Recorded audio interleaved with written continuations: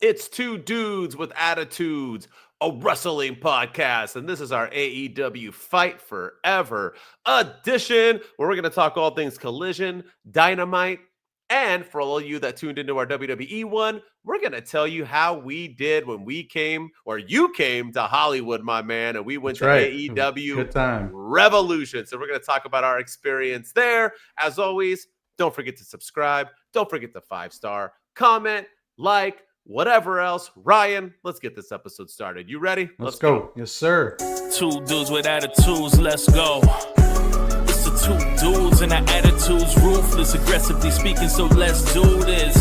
We're Ryan and Denton, they here to get your attention. The 5-star broadcast, shit, start to the ending. Whether it's the E or it's all E. The two dudes with the attitudes that bring the heat.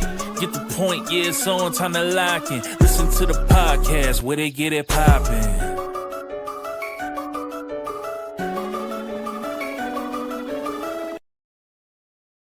All right, AEW. Jam-packed week. If you continue on from when we were at Revolution, because we did miss that episode because, you know, we were too busy having fun in Hollywood, That's right, which we'll get into for our segment. But I forgot to ask you, do you have any news to report? I'm assuming you don't, but do you? No, nothing major. All right. Yeah, no big news coming out of AEW this week, at least. Well, that can be confirmed. There's a bunch of rumors and stuff, but there's nothing. Yeah, we're not doing rumors. Yeah. Well, I've been burned by rumors before, so I'm not. Elias still hasn't signed with AEW, and I'm pissed about it. So isn't he in TNA or? He's in TNA after we report. Like literally, after the episode aired, he shows up in TNA. I was like, no. That's what happens when you start listening to Dave Meltzer. Yeah. Oh man. So I'll never make that mistake again. So unless it's verifiable, there's no news to report. All right, we'll talk about no news to report. Let's get into some Collision. Yeah. This was an episode that happened. We're going to talk about two things. Let's start it off. Let's go with FTR. FTR, at least one of the FTR members are going heel, ?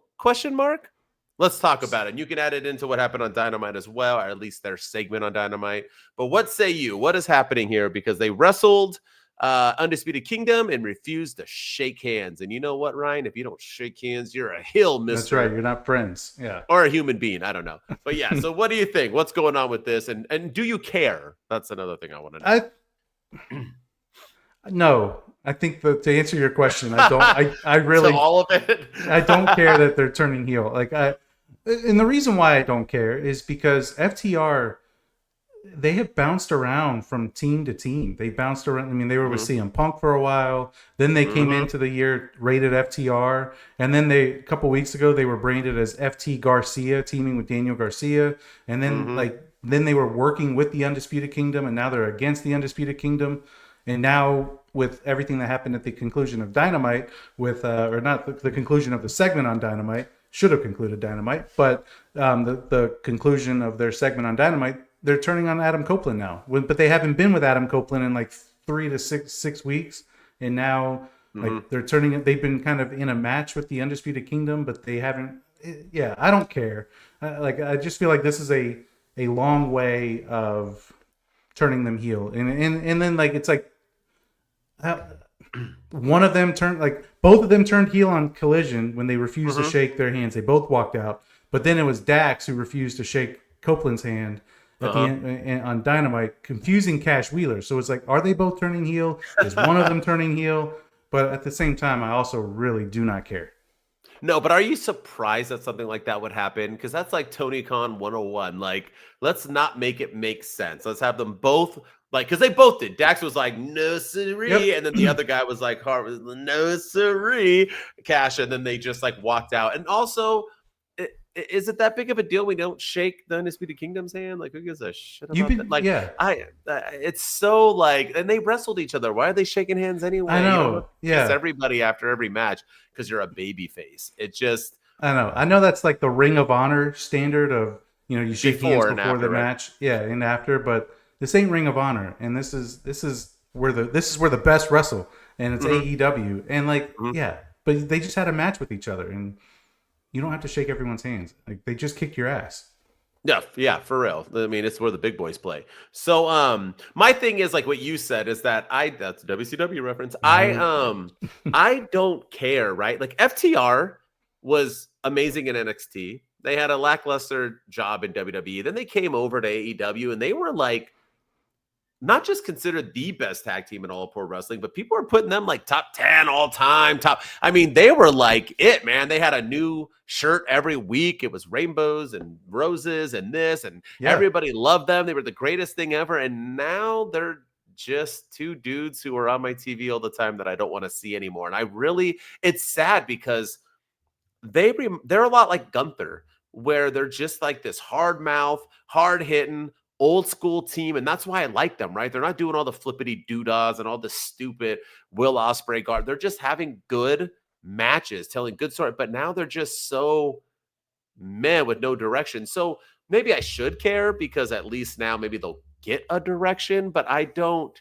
They're so like off my radar now that I can care less. I'm really just like, yawn, who cares? And if you're going to turn them, turn them. Why now in pro wrestling does everything happen? Like, not everybody needs a bloodline storyline, right? I mean, we do need stories in AEW, but even WWE now, and they're like, why does everything have to like, Finn Balor, is he leaving or is he not? It's been going on for 3 years. Like, now we're having FTR not shaking hands, or how long is this going to, are we going to do this every week too? Like every match they're going to have, they're like, let's get out of here. The Top only guy, heel. So I have a theory. All right, let's hear it. Let's hear it. Hopefully it's as good as your New Day one. Let's get it. Yeah, because that one went over like a fart. Theories are hard. But I do that in church. Yeah, go ahead. But yeah, I think this might be leading to, and if this is true, then I'll care. But I think this might be leading to the reunion between Cope and Christian Cage.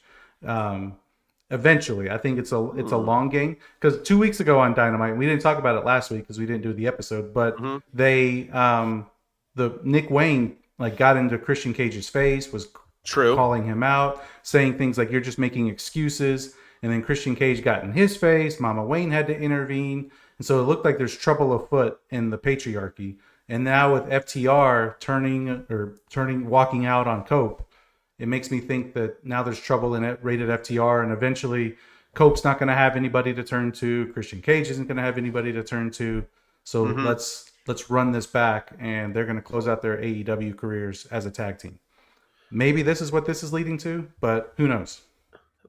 But we can get into it on Dynamite, but the patriarchy, including Nick Wayne, came out and helped him. So the one flaw in an otherwise perfect theory, so it's damaging to my case. I didn't bring that up because that hurt my case. You didn't want me to? Yeah, you're like, dang it. but yeah, you're right. They did come out, but Christian Cage didn't come out. It was just Nick Wayne, which was in Mama Wayne. So that was. I guess they could be going against Christian. Yeah, that could be. You could. All right, you could have a thing. Okay. So, but if that's the case, then I'll care. But the problem with AEW is, they'll change it up or something in a couple of weeks, and we won't care anymore. So yeah, true that. All right. Well, let's get into Swerve Strickland's promo. That was really the only news-worthy segment of Collision, and he came out and he talked about who he wants to wrestle. Basically, said Cope was a little too old for him. He's over Ricochet and Moxley. You know what I mean? He's ready to do whatever. And then Moxley runs out and takes the crowbar. Sorry, not the cross. The crowbar to the knee. He Tanya Harded him, for you kids that don't understand what that reference is. And then he ran away and then talked shit and did Cope things. So I have two things for you before we both break this down. One, do you care? Do you think Swerve is the one? Number one. And number two, is this Mox thing getting tiresome? Because all I'm hearing on the internet is, oh my gosh, Mox is the toughest, the roughest, no one can beat him. He does whatever the hell he wants. He comes out and he crowbars somebody, leaves, yada, same shit, rinse and repeat. But I feel like that's what other big, like Roman Reigns did the same shit. Roman Reigns did the So are we just picking on Mox? Like, so what say you? Do you like this? And do you think Swerve is the one? And did you like, Swerve's promo, although, it wasn't too long, but it was effective. Yeah, I did like this part of Dynamite or Collision. I thought this was probably the highlight of the show, and that's not saying a lot because the show was really, really lackluster. But I did think this was the highlight. The only thing I didn't like about it, though, was there was no Cope. And so that pretty much gave away the ending of the street fight on Dynamite. Now, I didn't think that Copeland was going to win the street fight on Dynamite. I didn't think they would do a title change. But I also wanted to watch it with the thinking maybe, WWE's been shocking us. Maybe AEW will shock us. And so, but when they didn't bring Cope out and they essentially set up Moxley versus Swerve at Dynasty for the title.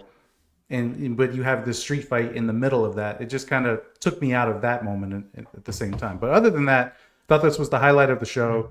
I liked Swerve's promo. I like Moxley without the Death Riders. He looked good. I like the curb stomp that he did to Swerve. And and then afterwards he cut the promo on Cope. But I just wish Cope would have been there to respond too and be like, hey, maybe after Moxley takes out Swerve, Cope takes out Mox or something. And now that kind of sets up intrigue. Like who is Swerve going to face at Dynasty? I forgot about the curb stomp to his hurt ear, to his busted eardrum. Did you, is Swerve the one?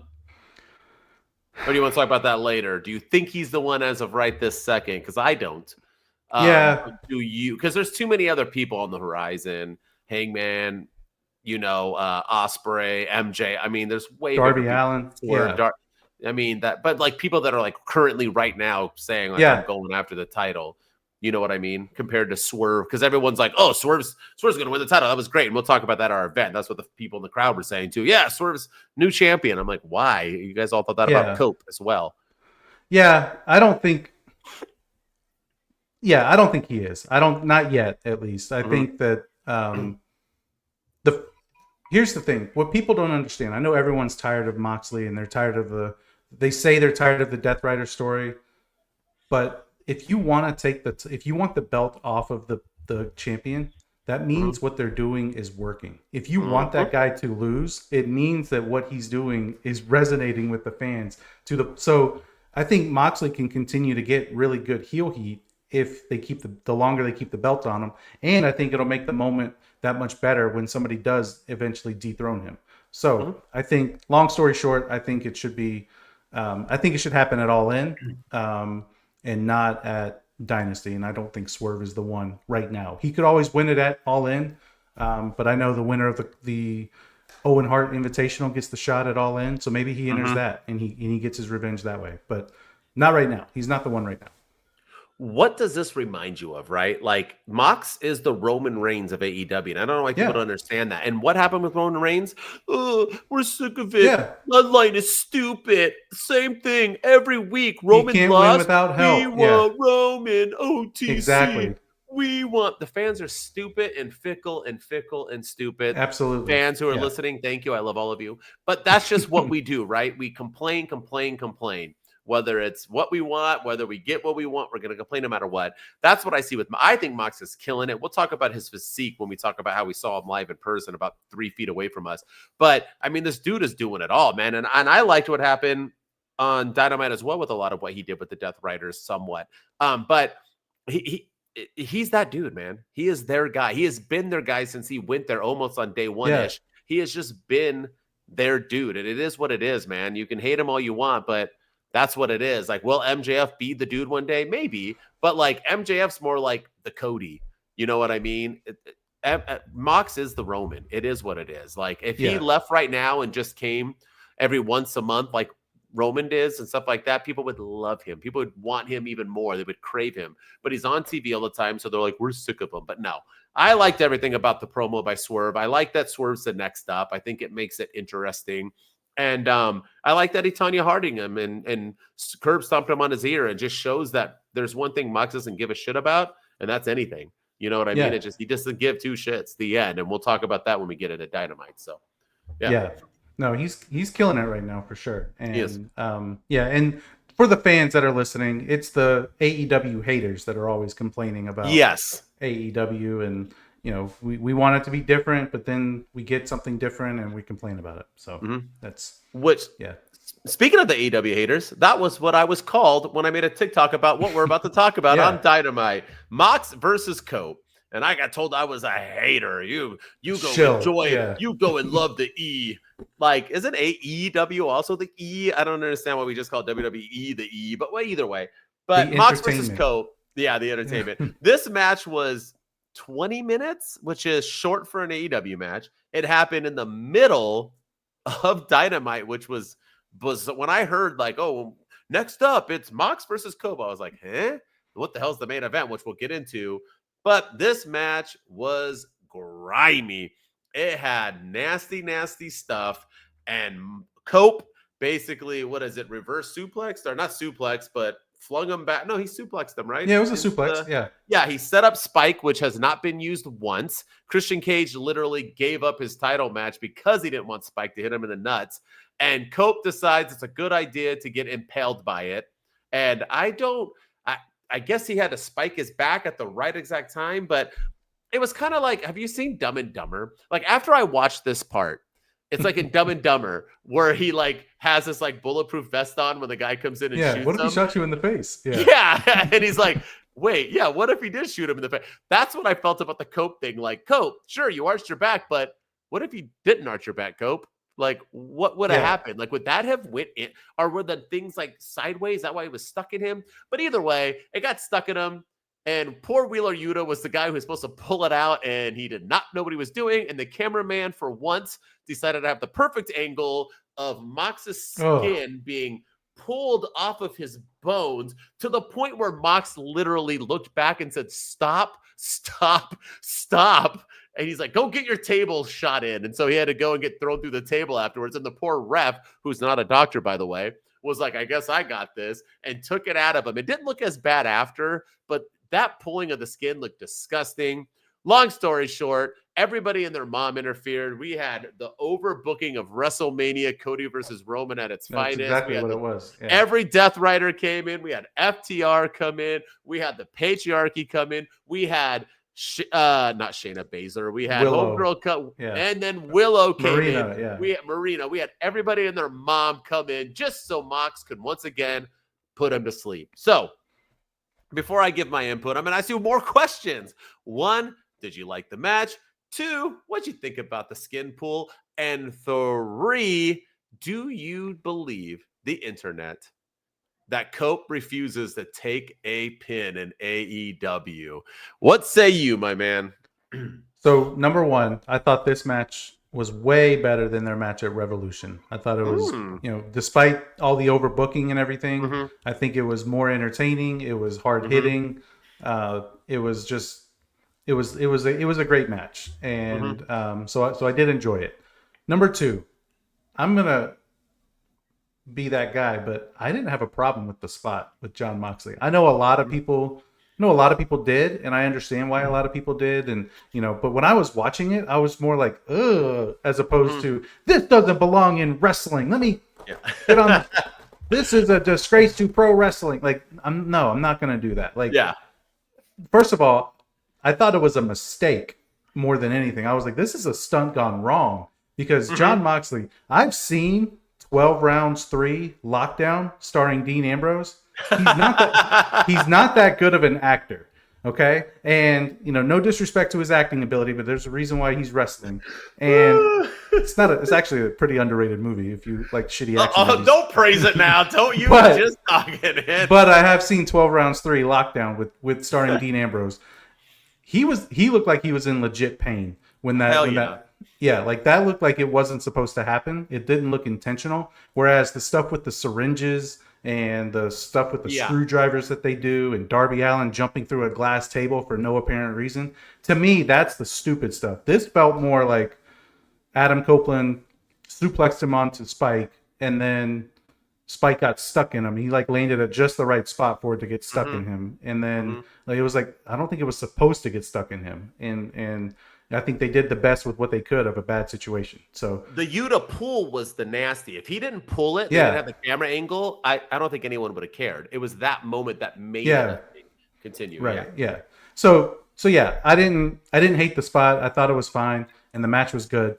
And number 3, no, I don't believe the internet when they say that Cope refuses to take pins. I think that's the problem with the internet these days, is anyone can run with anything, and then gets spread and people think it's fact. That's the definition of misinformation. So there's a rumor out there that Adam Copeland refuses to lose, and that's why Christian Cage cashed in his contract so he could take the loss at Dynasty, or at Revolution rather, and then on Dynamite, Copeland. But then he turns around and lost the same way Christian Cage lost. So make that make sense. Number one. Number two. But he went to sleep. He did. Yes. But so and but like we've never heard anything bad about Edge in the WWE. Ever. When he was there, nobody said anything. In fact, this is a guy who was the guy at the time, and Vince McMahon handpicked him to end the Undertaker's WrestleMania streak. Yep. And he was like, He should have. He should have. I agree. But Edge said in an interview, like, no, absolutely not. I don't want to be that guy. Like, he needs to beat me. I'm not. It should not be me. I refuse to do it. And so he got a lot of respect from people for that. So I think people forget. I think it's just a way to hate on AEW without hating on just a way to hate on AEW because it's the cool thing to do. Mm-hmm. By the way, who broke the Undertaker streak? I don't remember. Was it like a new redacted, young up and comer? Yeah. No, it was the guy doesn't work there anymore. Yeah, I didn't even say it for that reason. That's right. Vacant. Just like who did Shawn Michaels and Kurt Angle wrestle at WrestleMania? And Shawn Michaels, Triple H. Who did they have a three-way with at WrestleMania? I forget. Redacted. Yeah, I forget. Look, I posted on TikTok, which I was getting at, and I got hate for it because it's so funny with AEW, right? And WWE. If I write something on WWE and I praise it, people are like, AEW, suck AEW's teat. And then when I write something about AEW, people are like, oh my God, suck the AEW teat. He's all about it. I'm like, guys, just because you say a constructive criticism either way doesn't mean you like either one. Like, I like them all. I'm not sucking any teats. If you follow me at all or listen to this podcast even once, you would know that from both of us. We just enjoy both, and we're going to say when it sucks and we're going to say when it's good. And it just so happens that at this moment, AEW has not been cooking as much as WWE has. But when we started this podcast, AEW was cooking and WWE wasn't. So there's been, you know what I mean? But here's the thing. It's all because I asked the question on should it have been on TV, and people are like, you're soft. Okay. Number one, I just want to say this. If you don't like spicy food, that doesn't make you not a man. If you don't want to ride a roller coaster, that doesn't make you not a man. If you don't like horror movies, it doesn't mean you don't know how to street fight. So I just want people to realize that when you are making a comment on any type of social media and you say something stupid like, oh, whoever didn't like that spot, they're soft. No, some people, okay. What kind of movies do we have, Ryan? We got drama, comedy, action, horror, romance. And why do we have that? Cartoons? Because people enjoy different things. Pro wrestling is that. If you ask any pro wrestler who's actually in the business, they call it a circus. And when you go to a circus, there's not just tigers and well, now there's no animals, but there wasn't just that. There was a whole bunch of different options. So every person there got to enjoy at least something because there was something for everyone. That is what pro wrestling is. Yeah. Some people like spikes. Some people like flippity doodah. Some people like hardcore matches. Some people like Gunther. Some people like Roman, where it's storytelling. We all like different things, and that's okay. So we got to stop this narrative that like people are hitting me up. You must have not liked the Attitude Era in ECW then, just because you lived it. Because if you don't like that spike shot, then you didn't like it. That it's not even the same. Never once did I ever see Sabu take that like that in his back. And not at all. Now, and also we weren't doing it on free TV. So my thing is like, did I hate the spot? No, it was fine. I thought it was gross. When he was pulling it off him, I was like, Wheeler Yuta, please, dear God, stop. Like he's telling you to stop. Please, can you not hear him? Stop. It was gross. Yes.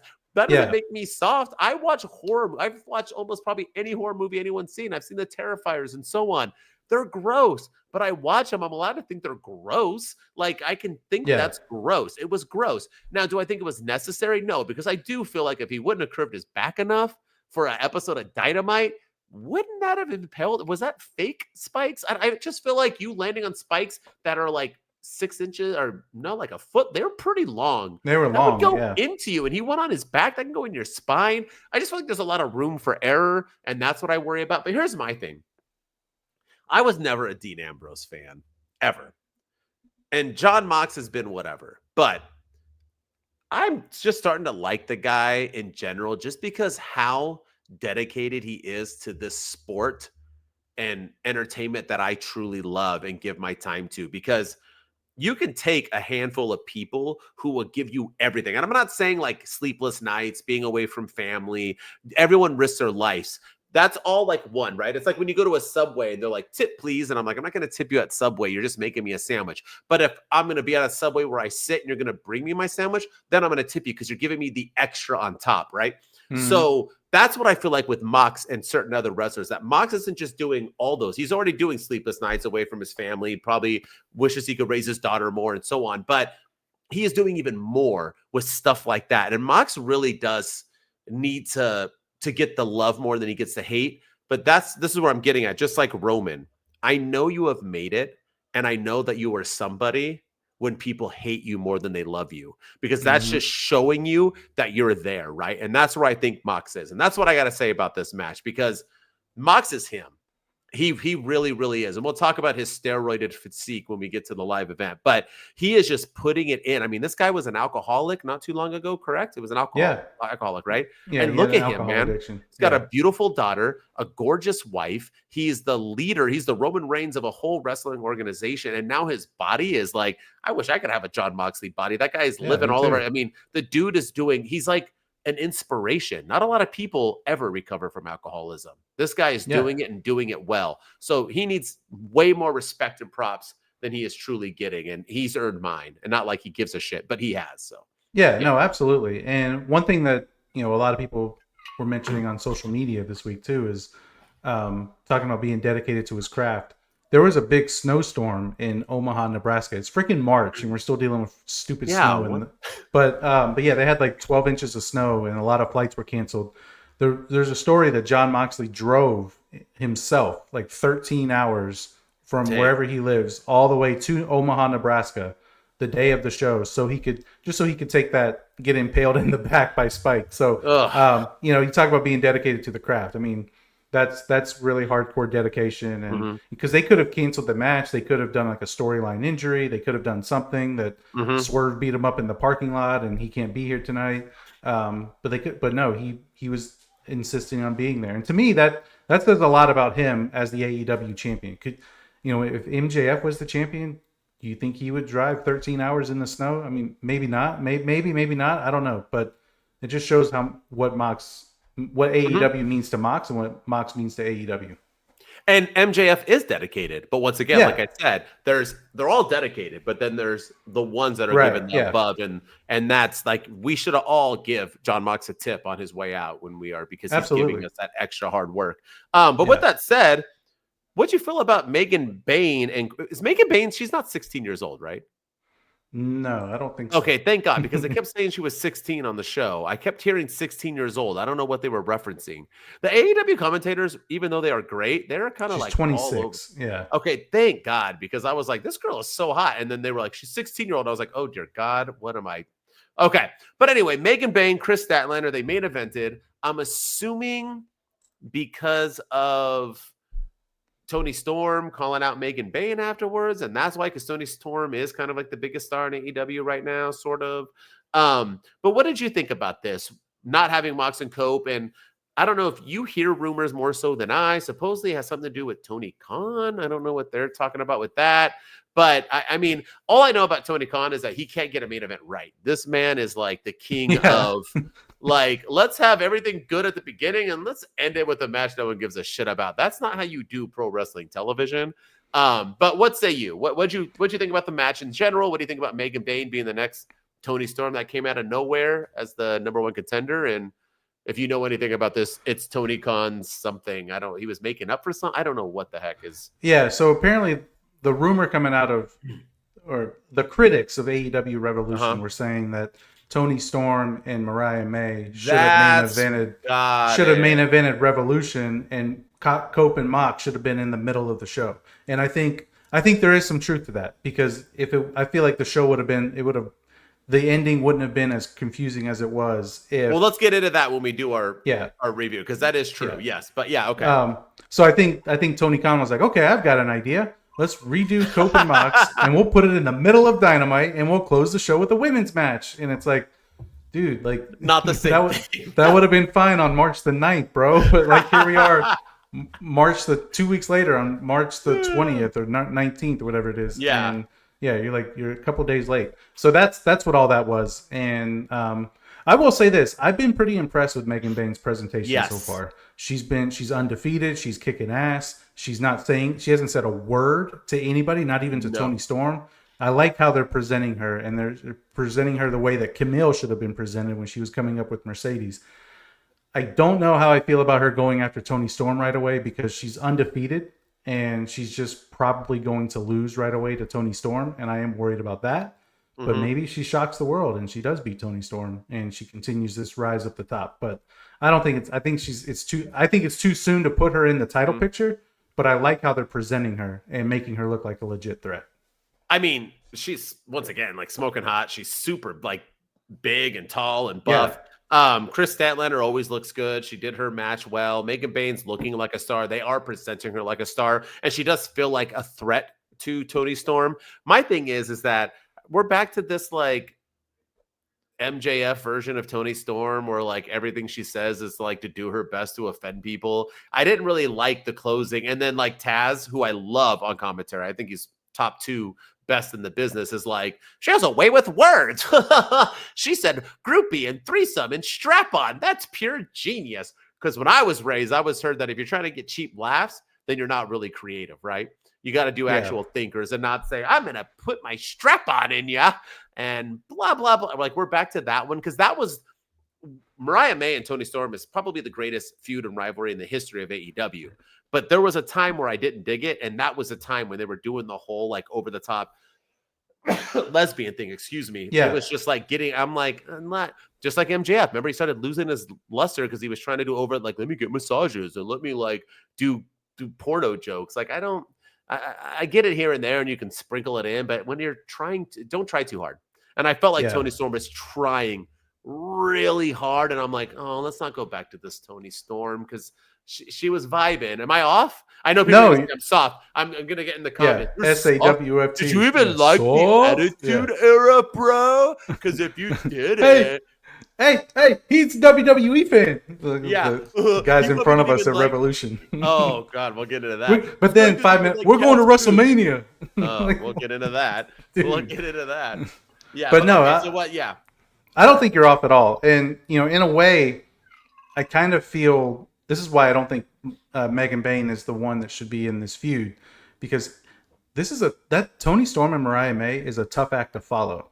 How do you follow up on that? Like how do you go from that to this? And they had their work cut out for them. So, and I agree. There was a time too where I wasn't digging Toni Storm and they were putting her stuff during commercials and and she was doing like the crude over the top lesbian stuff. Yeah. And, like, we don't need to go back to that. It's funny a couple of times. Yes. I'm the tramp. The tramp is the champ. When you make it rhyme and stuff, like but doing it every single week, it gets a little tiresome. So she made 8 like in your window jokes in like a matter of a 3-minute like promo. I was like, oh gosh.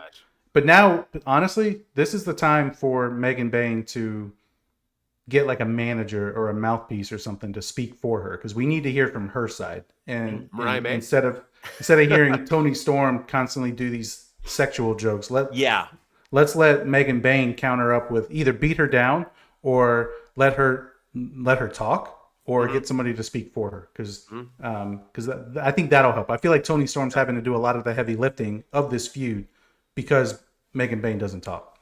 She's good in the ring too. Megan Bayne's really good. Yeah. With that said, let's talk about this 4-way, because it's not gay when it's in a 4-way. And we had a 4-way for the number 1 contendership for the international title that nobody cares about.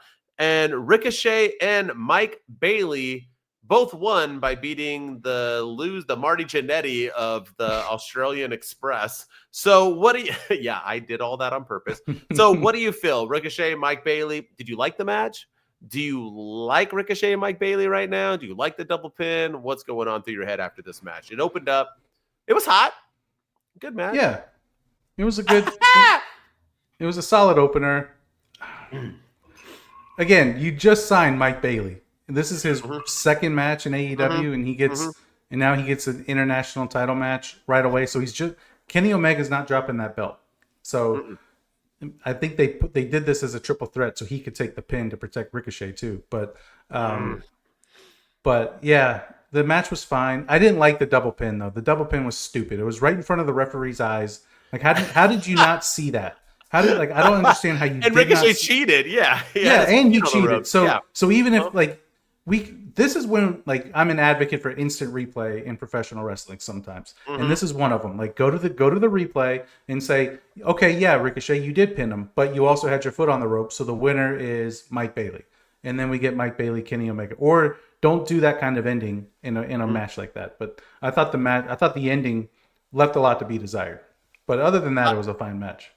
Yeah, I thought the match was actually really good. And even though I give Ricochet shit all the time, I don't give him shit in his in-ring ability. I still don't think his promo on Collision, was it on Dynamite? Either way, it was trash. He just isn't that guy. I'm sorry. I don't care. He could as much as he wants and this and that. And he's also not a threat in a title. So him going for the international makes more sense than anything. You know what I mean?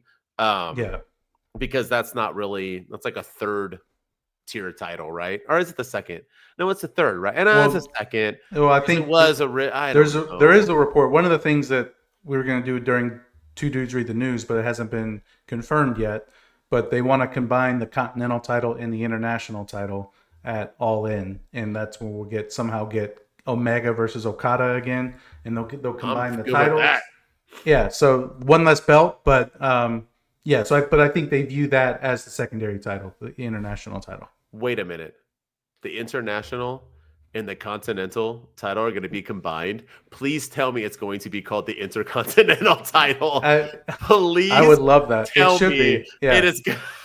It'll probably be like the Continental or the National Continental Champion or something, but the world. I mean, either way, Penta's going for it. So, all right. Yeah.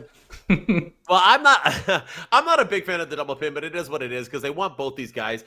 I'm going to tell you this right now, and I'm going to get shit. Mike Bailey has not impressed me one bit. His in-ring, he looks What's his like character? I don't know. He looks like Glacier from WCW. Like he is not like he does karate, and I don't like get him at all. I don't like it at all. He looks like a nerd on the streets. He looks like a villain from like one of the Three Ninja movies.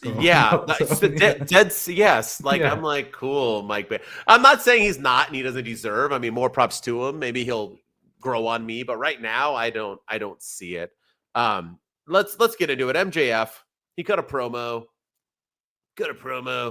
And he's going to give us his answer, I think, next week on Dynamite. Is he going to join the Hurt Syndicate? It might be a good idea because Mox has him and all his boys. So maybe he needs a pack of boys. So will he or won't he join the Hurt Syndicate and become the Owen Hart of the Nation of Domination? I made a post about I want him to join just because my favorite part of the Nation of the Domination was when Owen Hart was in it. Because it's so funny to see an all-black faction with the whitest dude you can find on the streets. There's nothing whiter than a Jewish man. And this guy joining, I think, would be amazing. And I think he would help.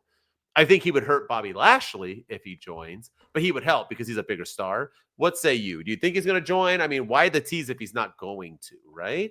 Yeah. And I feel like this is a damned if you do, damned if you don't situation. Because if he doesn't, then does that make him... aren't the Hurt Syndicate heels? So does he? If he doesn't join, does that make does that make MJF a babyface if he doesn't, or does it make? And if he joins, does that turn them? Does that if they're babyfaces, do they turn heel? I mean, yeah. So I think it's a tricky situation, but I think he should join. I think that we need something like this in AEW, and then if he is going to go for the AEW World Title against Mox. It's having the Hurt Syndicate in his back pocket to protect him from the rest of the Death Riders. It makes perfect sense. So that's another reason why I don't think Swerve is winning at Dynasty, because I think MJF should and will join the Hurt Syndicate, and then we'll get Mox against MJF at maybe a double or nothing with the Hurt Syndicate in his corner. So it should happen.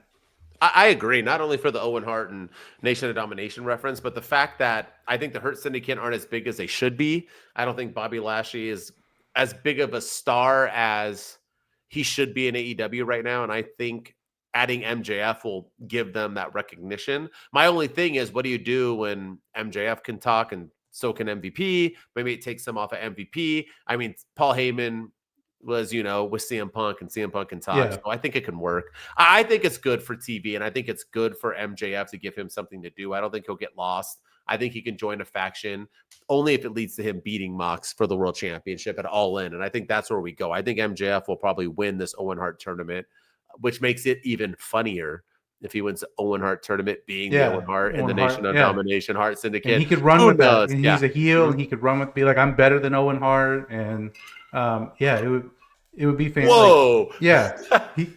He could run with that. Like, honestly, it would be a good way to get some heat. So yeah, I'm all for it. I'm all for it. Now, what they're going to do, who knows? But yeah, I think he should. He should definitely join.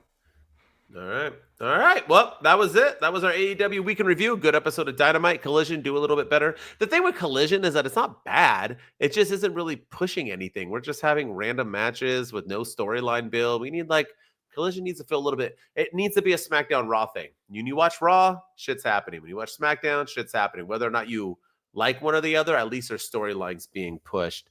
But with that said, our segment today is going to be all about Ryan coming to Hollywood and our AEW Revolution Experience. We're not going to touch you guys on everything we did at Disneyland and so on, because y'all don't deserve to hear that. That'll cost money. We'd have to have one of those side gigs where you pay us to hear it. But we are going to talk about our AEW Revolution Experience, where we sat, the crowd, the audience, the matches. We'll go, somewhat quick, but we'll start with Ryan. What did you think?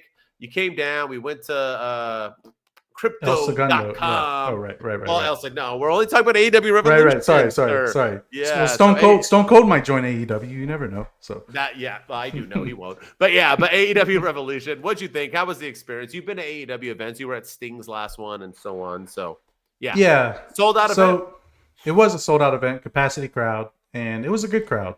Again, I think as we were talking about earlier, the ending left a lot to be desired with Swerve coming out, and there was a lot of confusion in the arena.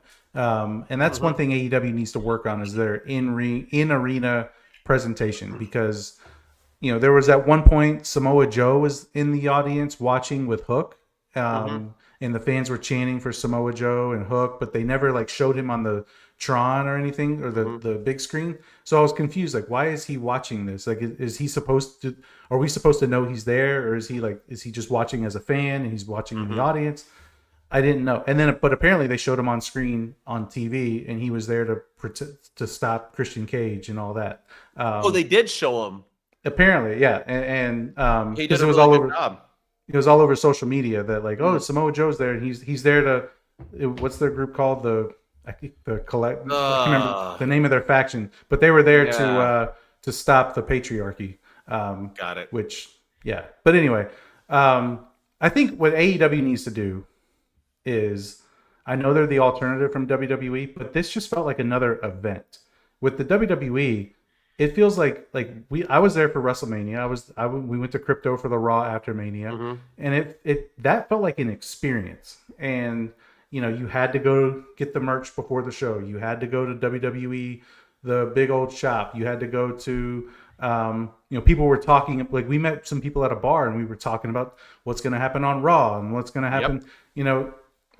There was promotional signs all over the place for WrestleMania. And I know it's a WrestleMania compared to, Revolution, but there were signs everywhere. There was hardly any build for Revolution. There was hardly any outdoor signage. There was one sign, but it was mixed in with all the other events coming up at Crypto. But it didn't really feel like an experience, like you were going to a wrestling event. So I wish they would work on that and make it feel a little. They didn't do any meet and greets before the show. They didn't do any sort of. It was just okay, the show starts at 5 p.m. Be there, be square, and that was it. And then it ended at 9, and you went home. Yeah. Even when we were eating at Yard House beforehand, there was really no AEW fans even there. They kind of showed up and trickled in, but when we went to Yard House for WWE, it was packed house, people everywhere and so on. You're right. They had weird things going on. Didn't really talk about it. But the thing with an AEW event is that it's hard, right? Because it's nonstop. They really need to figure out their breaking and stuff. Everyone doesn't have to be on the card. And that's how it works. It's like if we went and got a beer or whatever, I had to miss matches. I missed some matches here and there. Not the whole match, but still to go get a drink, to go to the bathroom, to come back.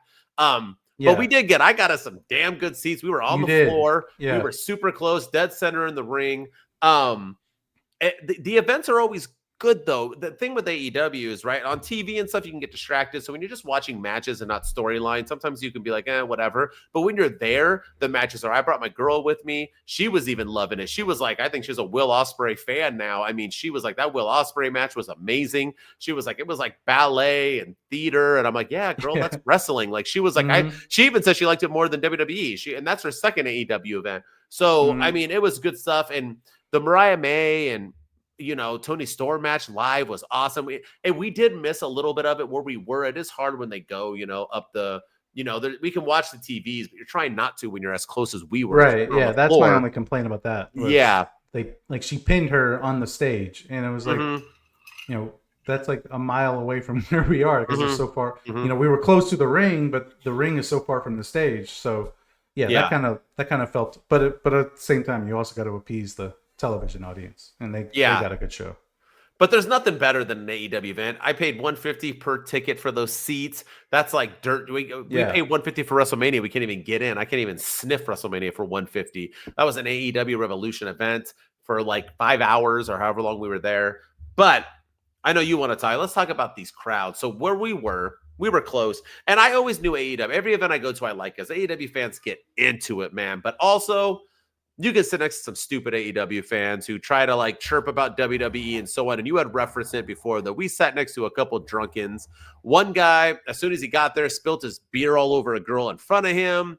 She went and reported the security, and security took him away. He came back talking crap like, they ain't wrestling me. They don't know who I be. That's how I do it. Then he mocked the poor girl the rest of the event and was pretending to spill beers on her. And there was another guy in front of us who was like 16 years old who thought he was gangsta and kept saying we were in South Central even though we weren't. And he even said, like, if Mox wins, I'm going to go into the ring and security's going to kick me out because I don't give a shit. And then as soon as Mox won, he didn't do nothing. It was just like a bunch of stuff. These guys, like you said, were talking crap about WWE.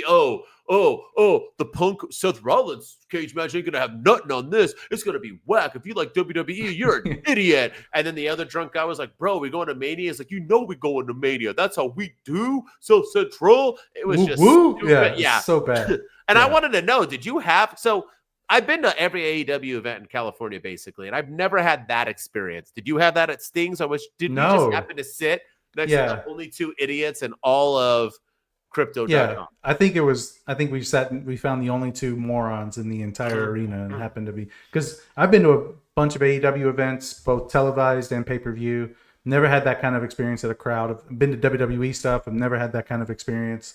And the thing is they made it about them. They were there.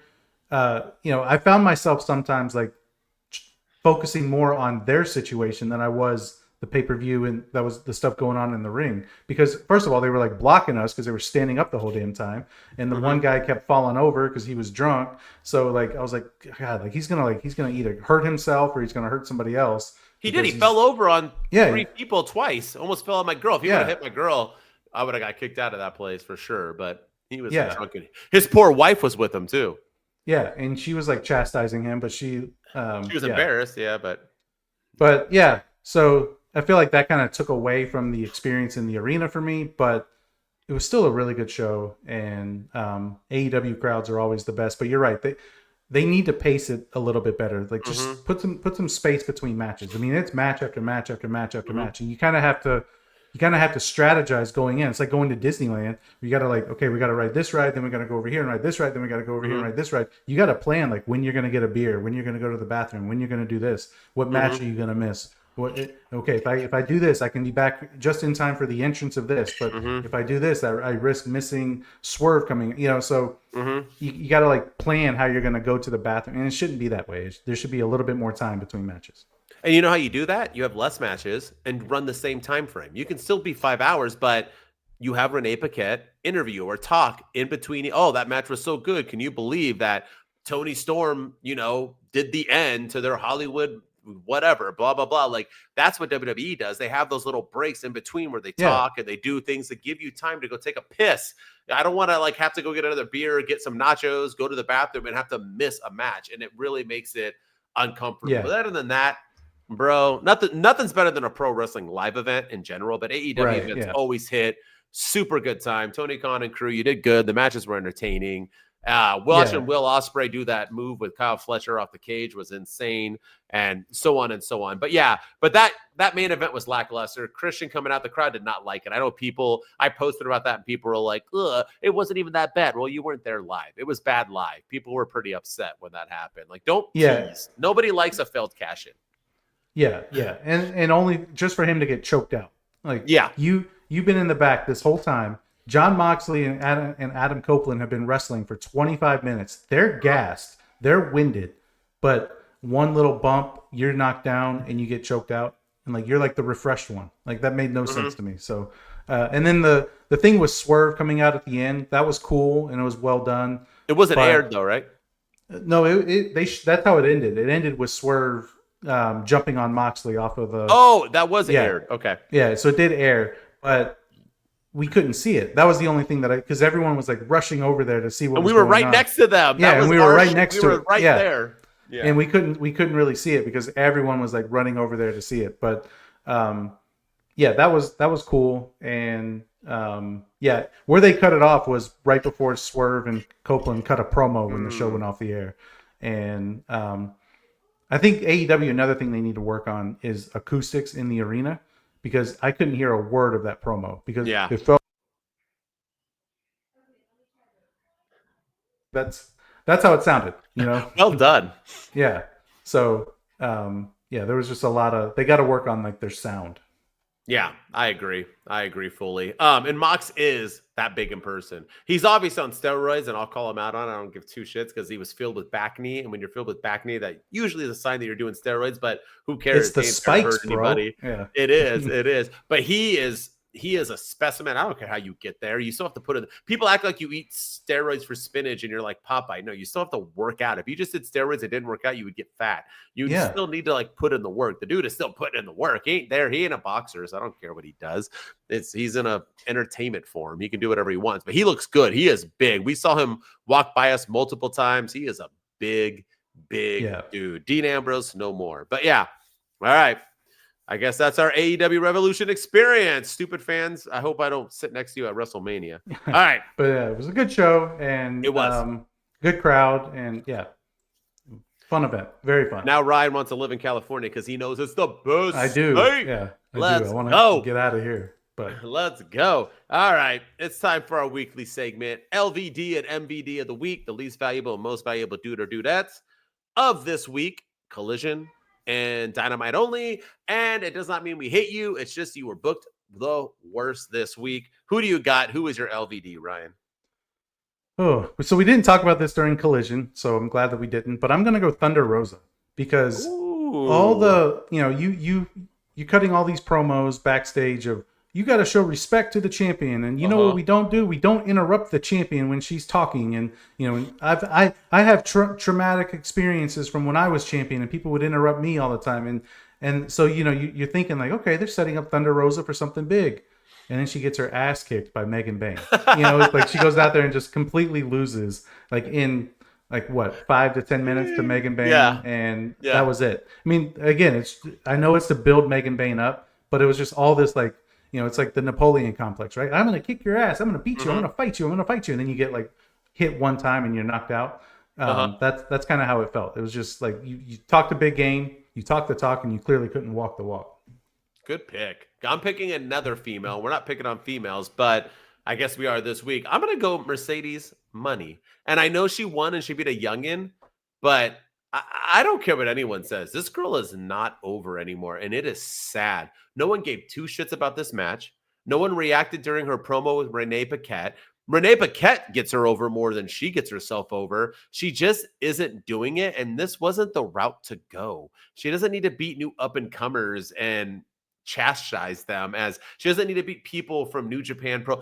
If you're going to have her do something, you should have had her face Britt Baker. And I know they had beef or whatever. Now Britt got fired because of it or whatever the hell's going on. But if you're going to put her up against Julia Hart, put her up against people that people care about and want to see. Put her up against Kris Statlander. Like, she's just wrestling nobody after nobody. And she's like, how many wins have I had? 15. And all right, I'm going to go get 16 or what. No one cares. Literally, the crowd is not, you're bad when the crowd, and she didn't get reactions at Revolution either. People didn't get shit about her. We were there live. She is a dud right now. She needs to give up those belts and restart herself, because Sasha Banks was her. And I truly feel like she's ruining her legacy right now, currently. Yeah. I'm just going to say it. So she's my LVD. There's excitement in the air, apparently, because this is all leading to her versus Athena at Dynasty or All In, because that's who trained Billy Starks, and she's calling out whoever trained you is. But we need Athena. We need Athena on AEW television. She's currently on ROH. She's been the ROH Women's Champion or the Women's Television Champion. 2 decades. Yeah, we need her on AEW television so we can get invested in this. But I agree. Mercedes Moné. You know what I think would be a good way to get her over?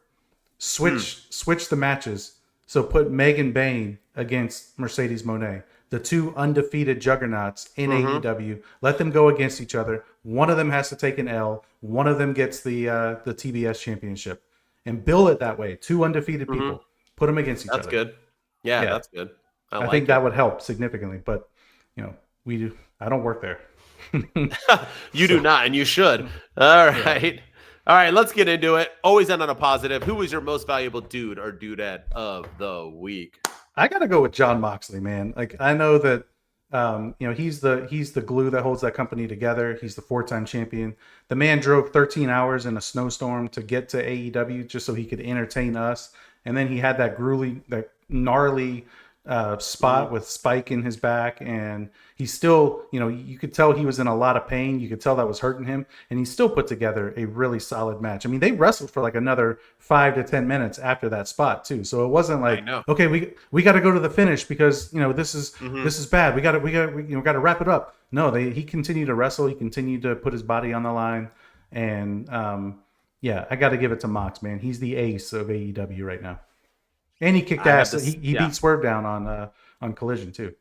Yeah, he did. I had the same person, Mox, all day, every day. His Collision beat down, like you said, his match, the Spike, the going through it, just who he is. Like I said, he is the Roman Reigns. He deserves his flowers. He goes above and beyond what he needs to do for AEW, for us, and for all of pro wrestling. He is just killing it. He's winning me over, although I know he doesn't care, every single day more and more. Jon Mox, MVD this week, for sure. Yeah. For sure.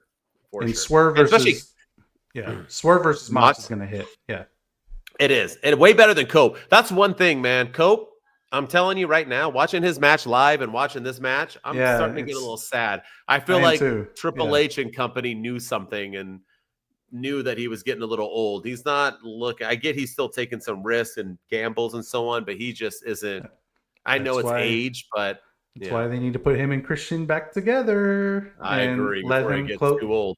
Yeah, let him have because it's easier to do tag team matches than it is hitting one-on-one matches. So 100%. And all his matches are hard hitting, so that's the problem. Yeah.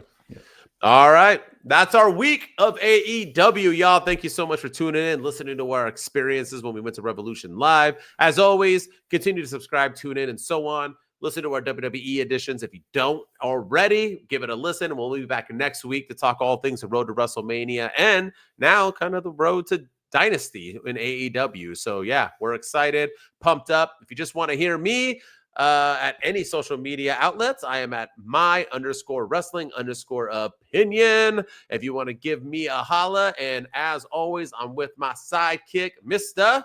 Ryan Enjoys Wrestling. Go follow me on all the social media platforms as well. I'm on TikTok, Instagram, and working on my YouTube channel as well. So go follow me over there. And then hit us up, the podcast up on TikTok at 2 Dudes with Attitudes. Hit us up on X at 2 Dudes PC. And then go subscribe to our YouTube channel, man. We're getting more views. We're getting more likes. We're getting more engagement. So keep on keeping on with that and help subscribe and help us grow.